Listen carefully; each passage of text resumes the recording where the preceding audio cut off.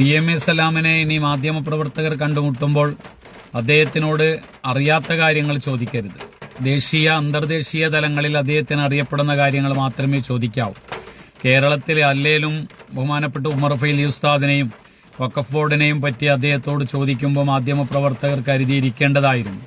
സലാമിനെയും സംവിധാനത്തെയും സംബന്ധിച്ചിടത്തോളം എവിടത്തെ ഉമർ ഫൈലി, എവിടത്തെ വഖഫ് ബോർഡ്, എവിടത്തെ പാലത്തായി കേസ്, ഏത് ബാബരി മസ്ജിദ് വിഷയം, ഇതൊന്നും അവരുടെ ഒരു അജണ്ടയുടെ ഭാഗമായിട്ടുള്ള കാര്യമല്ല.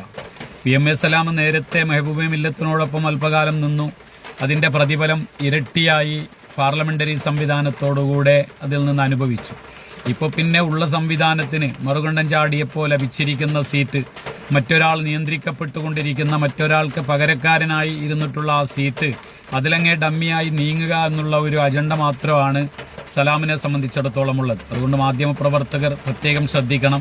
ഇനി കണ്ടുമുട്ടുകയാണെങ്കിൽ തന്നെ രാജ്യത്ത് അറിയപ്പെടുന്ന പ്രധാനമന്ത്രിയോ കേരളത്തിൽ അറിയപ്പെടുന്ന രാഷ്ട്രീയ നേതാക്കന്മാരായ ശ്രീധരൻ പിള്ളയെ പറ്റിയോ അല്ലെങ്കിൽ കുമ്മനത്തെ പറ്റിയോ ഇങ്ങനെയുള്ള നേതാക്കന്മാരെ, ചന്ദ്രശേഖരനെ പറ്റിയോ ഒക്കെ ആയിരിക്കണം ചോദിക്കേണ്ടത്. അപ്പോൾ ആ രീതിയിൽ ചോദിക്കുമ്പോൾ ചിലപ്പോൾ അറിയപ്പെടുന്ന ലീഡേഴ്സുകളൊക്കെ ആകുമ്പോൾ പിന്നെ അറിയപ്പെടുന്ന സംവിധാനത്തിന്റെ ഒരു ഭാഗമായി ഉത്തരവാദിത്തപ്പെട്ട പോസ്റ്റ് ഇരിക്കുന്നത് കൊണ്ട് അദ്ദേഹം പറഞ്ഞു തരും. അങ്ങനെ മാധ്യമപ്രവർത്തകർ അദ്ദേഹത്തെ അങ്ങനെ വല്ലാണ്ട് വഷളാക്കരുത് എന്ന് ഓർമ്മപ്പെടുത്തുകയാണ്.